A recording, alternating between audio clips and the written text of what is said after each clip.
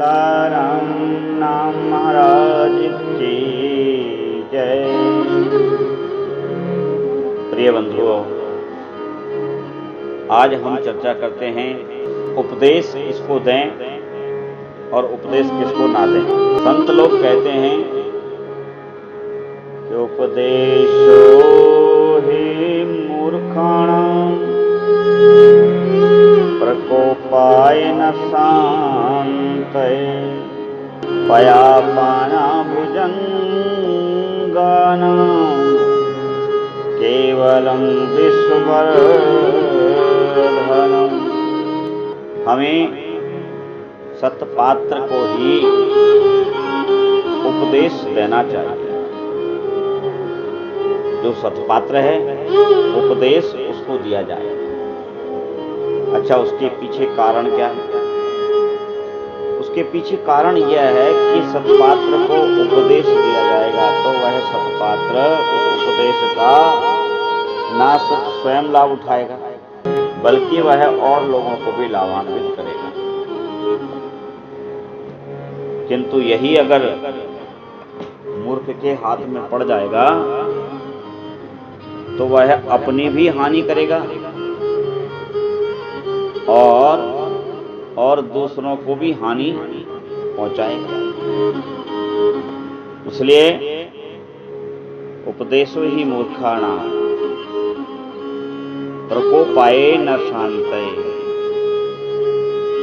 इससे उसके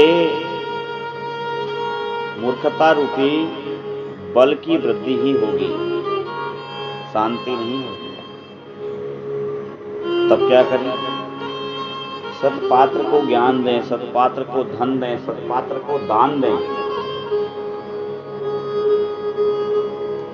ज्ञान के लिए ऐसे व्यक्ति को चुना जाए जो उस ज्ञान से ना सिर्फ अपना बल्कि दूसरों का भी कल्याण करे, ना सिर्फ अपने कुटुंब का बल्कि दूसरों के कुटुंबों का भी भरण पोषण करे। जो वसुधा को कुटुंब माने ऐसे व्यक्ति को धन देना चाहिए, ऐसे व्यक्ति को मान देना चाहिए, ऐसे व्यक्ति को ज्ञान देना चाहिए। कोई भी वस्तु हो वह सत्पात्र कहलाता है। वह सर्वांगीण विकास करेगा। किंतु इसके उलट मूर्ख जो है वह नाश ही नाश करेगा।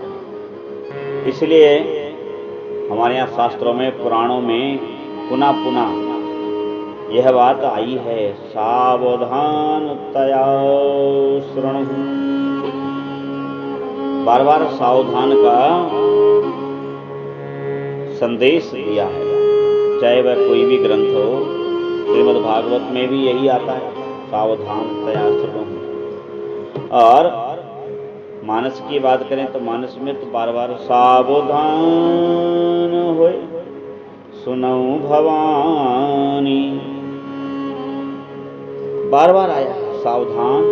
सावधान होए सुमुख सुलोचनी। राजा जनक मध्य रात्रि में, मध्य रात्रि के उपरांत तीसरे प्रहर में अपनी पत्नी सुनैना से कह रहे हैं। राजा जनक चित्रकूट में राजा जनक अपनी पत्नी सुनैना से कह रहे हैं। क्या कह रहे हैं? वो भी मध्यरात्रि के बाद, यानी रात्रि के तृतीय प्रहर में। क्या कह रहे हैं? सावधान होए सुमुख सुलोचनी भरत कथा भव बंधन मोचन। राजा जनक कह रहे हैं कि वह भरत की कथा सावधान होकर सुनो, हे सुमुखी, हे सुलोचनी। भरत की कथा भव बंधनों को मिटाने वाली है। तो सावधान का जिक्र किया गया, अर्थात जो सावधान हो उसी को ज्ञान दें, अन्यथा ज्ञान मिथ्या हो जाएगा, चाहे वह भगवती सती जैसी ही क्यों ना हो। यदि सावधानी हुई तो वह अमर कथा सुकांड सुनेगा। तात्पर्य कहने का यह है, किसी को सुनाने से कोई विरोध नहीं है सनातन का, किसी को देने से कोई विरोध नहीं है सनातन का। सदगुरुओं ने कभी किसी से परहेज नहीं किया, कभी विरोध नहीं किया, कभी भेदभाव नहीं किया। हाँ, भेदभाव किया है तो इसमें कि स्वयं द्रोणाचार्य ने अश्वत्थामा, जो उनका अपना इकलौता पुत्र था, अर्जुन को तो उनने वह विद्या सिखाई ब्रह्मा अस्त्र की, किंतु अपने बेटे को आधी सिखाई। क्यों? कि वह जानते थे कि ये सत्पात्र नहीं है, और अर्जुन को पूरी पूरी विद्या भेजने की भी और लौटाने की भी। तो यही बस अंतर था, कोई पक्षपात नहीं।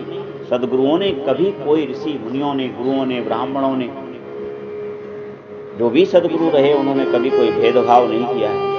भेदभाव रहा तो बस केवल इसी गुण धर्म का कि जो सावधान है, जो सत्पात्र है। सत्पात्र कौन है? जो दुरुपयोग ना करे, जो एक का 10 कर दे, 10 को 1 ना कर दे, चाहे वह धन हो, चाहे संपत्ति हो, चाहे विद्या हो, चाहे किसी की बड़ाई हो। आपको दूत बना के भेज दिया, बड़ाई की 10 बातें कहनी थी, आपने एक ही कही और 10 विपरीत बातें कह दी, तो नाश हुआ, समझो। इसलिए सत्पात्र को देना चाहिए। एक बड़ा सुंदर कथानक है। जंगल में बड़ी जोर की बारिश हो रही थी, और बारिश में एक बंदर बहुत बुरी तरह से पानी से भीगा हुआ ठिठुर रहा था। ठिठुर नहीं रहा था, वह कांप रहा था बुरी तरह से, इतना ज्यादा कंपन उसके शरीर में हो रहा था। अब देखना, आनंद की बात, ज्ञान की चर्चा चल रही है क्या, किसको ज्ञान दें। उसी पेड़ पर ऊपर एक बया पक्षी होता है, बड़ा चतुर होता है, बहुत छोटा पक्षी होता है, लेकिन इतना चतुर होता है कि वह अपना घोंसला जब बनाता है तो इतना सुंदर घोंसला बनाता है कि पानी की एक भी बूंद क्या दर्जी सिलेगा, ऐसे वह चोंच से, अपनी नोक से, चोंच की नोक से ऐसे सिलता है, ऐसे सिलता है, ऐसी सफाई से कि वह घोंसला ऊपर से इतना चिकना। और आनंद की बात ये देखिए कि उसमें एक बूंद पानी मजाल के घुस जाए। और इतना चतुर होता है कि जुगनू जो होता है कीड़ा, उस जुगनू को ला करके अपने घोंसले के अंदर चिपका देता है ताकि रात में रोशनी होती रहती है। इतना ज्ञानवान। वो छोटा सा पक्षी सुरक्षित बैठा था, पानी का उसे कुछ भय नहीं था, और बंदर थर थर थर थर कांप रहा था। बया ने कहा, रे बंदर, अरे देख, मैं तो इतना छोटा अदना सा पक्षी हूँ, किंतु देख मैं अपने लिए इतना अच्छा घर बना सकता हूँ, और तेरे तो मनुष्यों जैसे हाथ हैं, बढ़िया उंगलियां हैं, तू ऐसे ही ठटूरता रहता है, मैं देखता रहता हूँ। अरे भले मानुष, तू अपने लिए ऐसा कोई झोपड़ा क्यों तैयार नहीं कर लेता है, कोई घोंसला तैयार क्यों नहीं कर लेता है।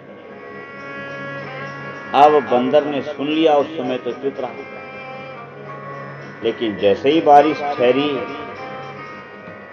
धूप निकली और थोड़ी धूप उसके शरीर को लगी, और वो पहुंच गया सीधा पेड़ पर उस बया के पक्षी के घोंसले के पास, और उससे बोला कि तू क्या कह रहा था मुझको, कि तेरे ऐसे हाथ, ऐसे पांव, तू।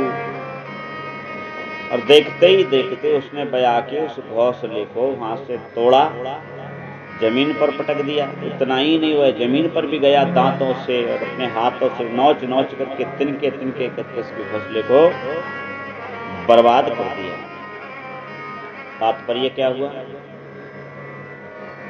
वही कि सत्पात्र को ही शिक्षा दें, किसी को भी शिक्षा ना दें। कवि ने क्या खूब कहा, किसी को बाको दीजिए, जाको सीख समाए, सीख न दीजिए पान अनुरा कि घर बया को जाए। कहने का मतलब इतना ही है कि हमें सद्गुणों का उपयोग सूझबूझ के साथ करना चाहिए और अधिकारी को ही इसका अधिकार देना चाहिए। इसमें भेदभाव नहीं है, ना जातिगत है, ना बलगत है, ना धनगत है, ना पदगत है। केवल अगर इसमें कहीं कोई अधिकार लिया गया है तो वो अधिकार यह है कि वह सत्पात्र हो। बोलिए सीतारामचंद्र भगवान की जय। श्री राम जय राम, जय जय